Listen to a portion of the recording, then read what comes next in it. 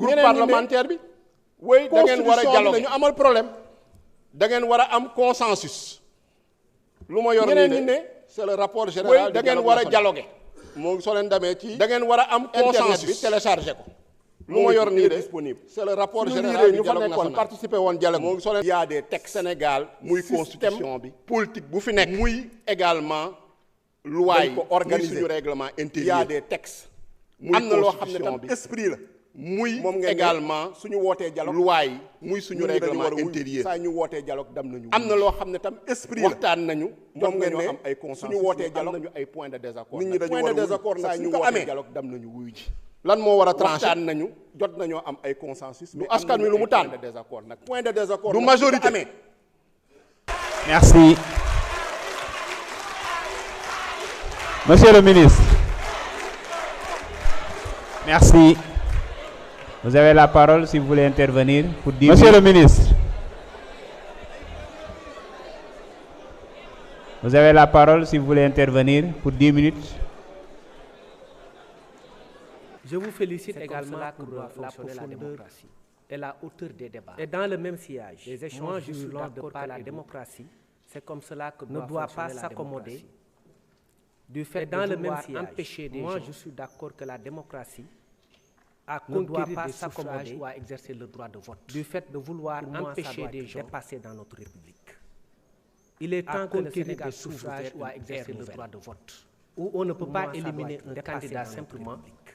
parce qu'il a eu temps que le Sénégal une amende de 200 000 francs ferme. Où on ne peut pas éliminer un candidat simplement. Et je suis vraiment d'accord avec la position du Parlement, amende de 200 000 francs. Dans l'idée que cette loi est une loi révolutionnaire et permet d'ouvrir un peu le jeu démocratique. Je suis vraiment d'accord avec la position du Parlement aussi avancer. Et ça, c'est important. Dans l'idée que cette loi est une loi révolutionnaire et permet d'ouvrir l'autre élément, c'est rétroagir. La loi peut rétroagir. Loi d'amnistie doit rétroagir. Il peut dire que dafa rétroagir parce que loi bi moo décidé ni day rétroagir. ñoom loi bi ñu def. ni ma comprendre ci esprit loi bi mooy lu tax mu décidé rétroagir. dafa rétroagir parce que loi bi moo décidé koo xam ni dañ ko condamné woon en 2000. ni ma comprendre ci esprit loi bi mooy lu tax mu décidé une amende supérieure à 200 000 francs.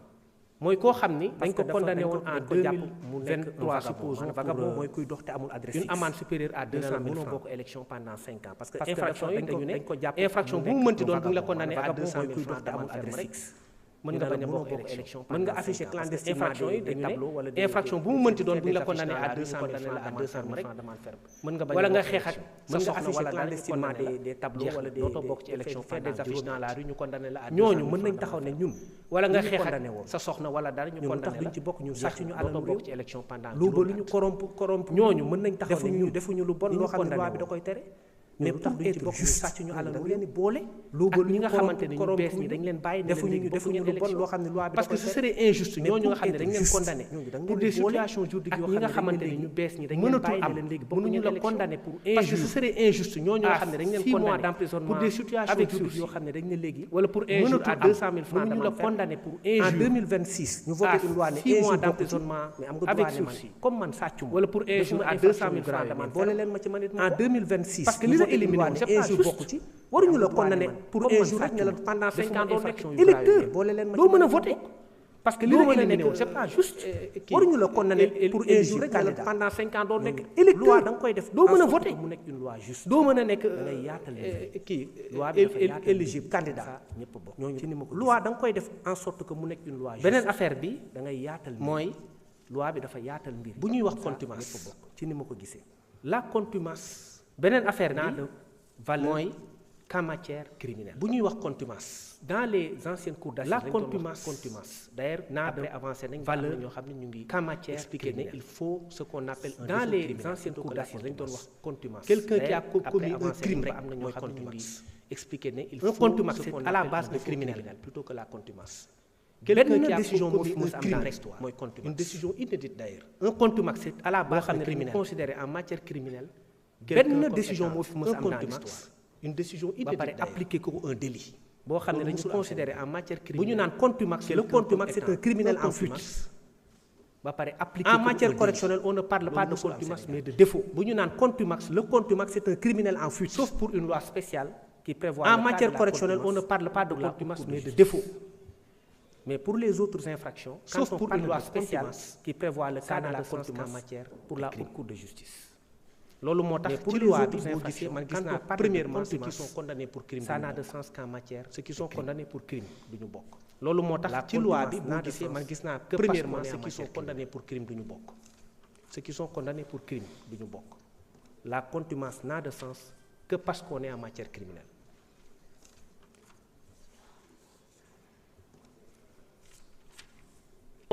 ñoŋal pour gën a yóbbu jàppandal li nga xamante ni moom la ñu defaraat ci lu ndaw li ñu proposé nag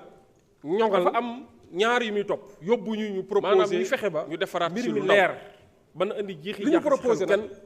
waaye dafa am ñaar yu muy topp champ d'application bi nga xamante ni ñu fexe ba mbir mi leer intérieur wax na ko léegi mën a indi jiixi jaax comme dañuy wax rétroactivité waaye effectivement lu mën a xam champ d'application bi nga xamante ni jaax ba pare wane ni ministre de l'intérieur wax na ko léegi li ñuy def en tant que assemblée nationale tamit te effectivement du gàllankoor li nga xam ni mooy pour bañ a jiixi jaax ba pare wane ni loi yi may justice li ñuy def en tant que assemblée nationale tamit defaraat du gàllankoor li nga xam ni mooy ci kaw loolu daf may permettre constitution ak loi yi may justice bi li tax ma bëgg ngeen comprendre bu baax lii nga xam ne mooy amendement mooy boo xoolee ni ñu ko bindee loolu daf may permettre dafay mel ni rétroactivité bi day concerné li tax même ma bëgg ngeen comprendre bu baax nga xam ni justice moo ko prononcé boo xoolee ni ñu ko bindee woon et en vertu de la séparation des pouvoirs dafay mel ni rétroactivité bi day concerné assemblée nationale même dugg interdiction yi nga xam ni justice moo ko prononcé cëggalu guy justice la et en vertu de la séparation des pouvoirs génnaat ci assemblée nationale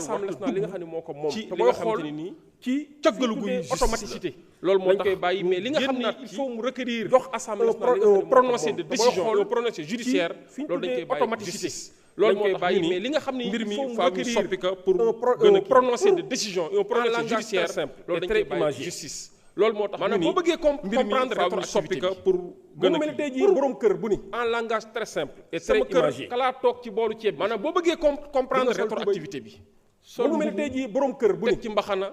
takk moom sama kër kalaa toog ci boolu ceeb bi di nga sol tubay ñu dem ba sa biir sol mbubu teg ci mbaxana sama kër takk montre takk ay verre képp ku bëgg a toog ci boolu ndab li ñu dem ba sa biir faaw nga sol tubay mu ni sama kër sol mbaxana kon ki takkul verre képp ku bëgg a toog ci boolu ndab li te interdiction moo andi woon takk ay lunettes sol mbaxana takk montre bu ginee ni gine naa ci montre ak gine naa ci verre est-ce que ku takkul montre takkul verre du ñëw añ te interdiction moo andi woon takk ay lunettes andi loolu mooy ak takk montre day dellu ginnaaw ginee ni gine naa ci montre ak gine naa ci verre est-ce que ku takkul montre takkul verre du ñëw añ ci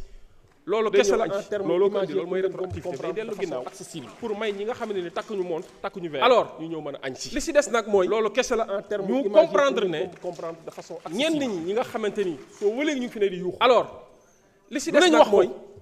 ñu comprendre xaar si ñoom ba ñuy tàmbali ni ñenn ñi ci nga xamante ni soo demee ba war cee addu ñu tolluwaat noonu ci lim lu wax ko ñu si bëri man doon naa xaar si ñoom ba ñuy tàmbali ni ñu tolloon ci lim